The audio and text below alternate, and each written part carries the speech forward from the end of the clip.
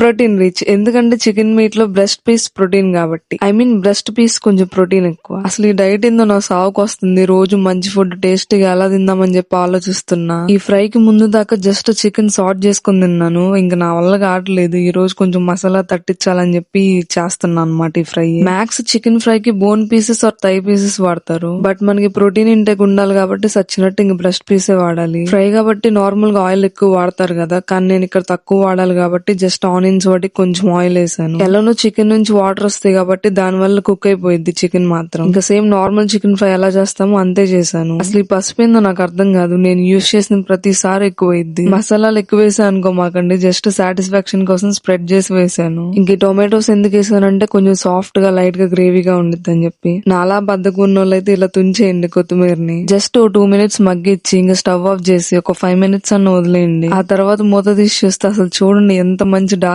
Colour వచ్చిందో. ఇంకా తినే ముందు మిమ్మల్ని అయితే ఒక క్వశ్చన్ అడగాలి. ఈ 2 చికెన్ పీసెస్ తో ఏం రెసిపీ చేయాలో కమెంట్ చేయండి. ఓన్లీ డైట్ రెసిపీస్ సజెస్ట్ చేయండి. ఓకే మరి బాయ్.